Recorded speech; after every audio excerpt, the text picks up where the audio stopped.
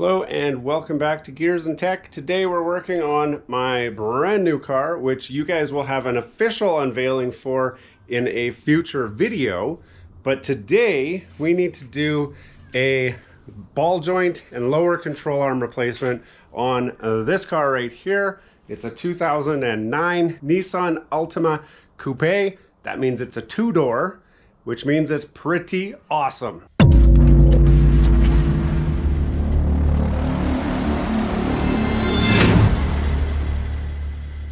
Now, unfortunately, along with the awesomeness means that I need to fix this ball joint. So I'm going to show you how to test for a broken ball joint if you think you've got one, and then I'm going to replace it.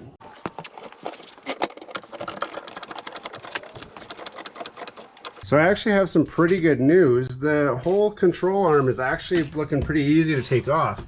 So there's this bolt right here. There's one right there as well, you can see. And then it comes back to the ball joint, which is right here, but it's not a typical ball joint in the sense that it's got just this pinch bolt here, which cinches it down. So we don't have to take the drive shaft out in order to take this whole lower ball joint off. So the job should go pretty easily. Here's the thing, I've got all the bolts out. You can see those ones are out there, that's out there, and that guy is out there. So the whole thing should just come right out. However, you've got a lot of forces at play here, and what most guys are going to want to do is get a pry bar and start trying to pry and yank and pull. There's a couple things you want to be careful of. If you pull this assembly out too far, you risk separating your CV axle, which sometimes it doesn't want to go back in after you do that. So how do we get this arm to drop down? I'm going to show you the secret, and it's at the back of the car. This is a great time to find out if you have a jack in your car.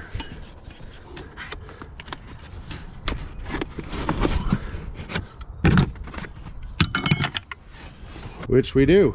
So we're going to come back up here, and we're going to use the jack to get ourselves some extra space and drop that piece. Then all we're going to do is use this jack. Like I said, this is a great time to find out if your jack even works.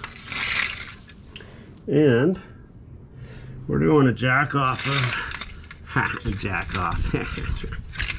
Okay, we just need something solid that is not our ball joint.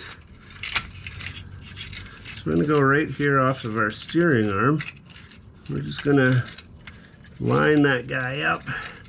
You'll have to excuse me, I'm blind in one eye, so I got no depth perception, so I do the best I can. There we go. Now, we're going to start taking the tension off of our ball joint. So this is our ball joint right here. We want to separate it from there. So we're going to just keep going like this until we get as much force on that as we can, and that way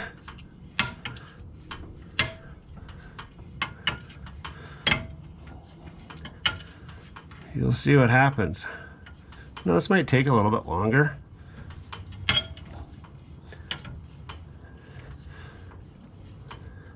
Let's try that. If I move that out of the way,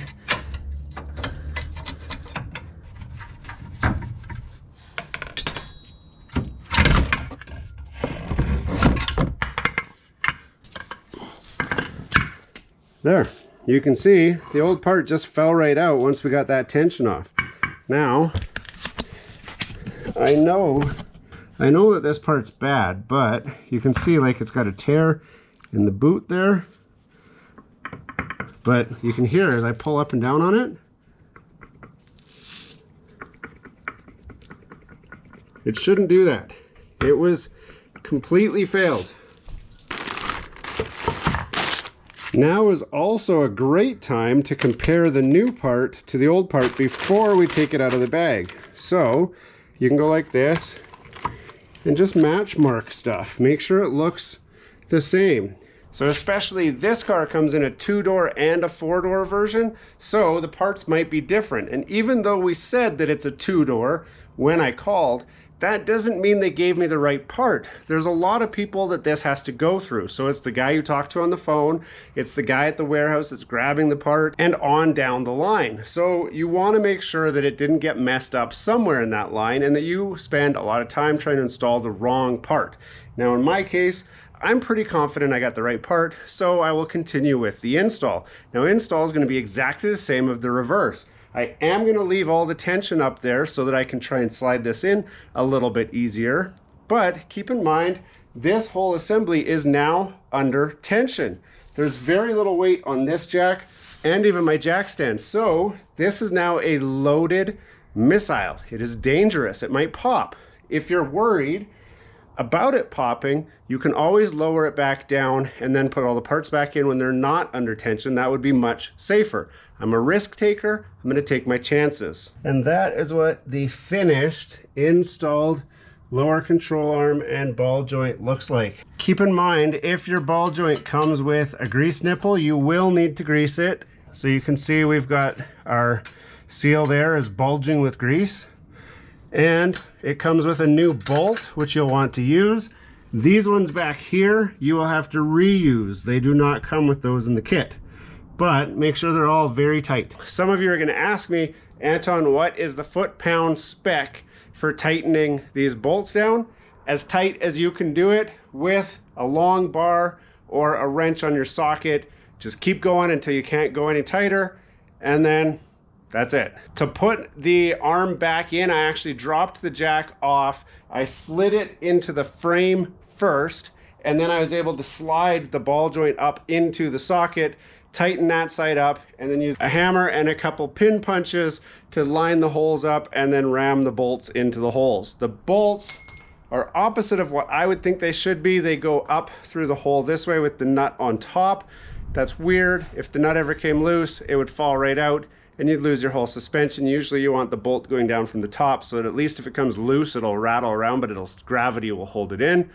But that's the design. So that's just a quick run through of how to change the lower control arm on your Nissan vehicle. This is pretty similar to most vehicles. The only surprise was that the ball joint had the pinch bolt on it rather than a bolt with a castle nut, which was a great surprise. I wish all manufacturers did it this way because then you don't have to mess around with the CV joint at all. It makes it a very, very easy install, and you can do it yourself at home with basic hand tools. Hey, thanks for watching all the way to the end of this video. We hope you enjoy the content in this video, and we'd love to have you come back. Consider subscribing to the channel if you haven't already. And for those subscribers who are looking for that extra special thing that you can do to support this channel, consider joining our members group. That's where we're building this community, the Gears and Tech community, where we can all enjoy content together. You'll get special perks, which we'd love for you to check out by clicking the link down below. For those of you who are just happy to watch the video, that's okay too. You can check out some of our other content right over here, where we've got some previous videos that have already been uploaded and enjoyed by many of our viewers already. We do hope to see you again. This has been Gears and Tech. Have a great day.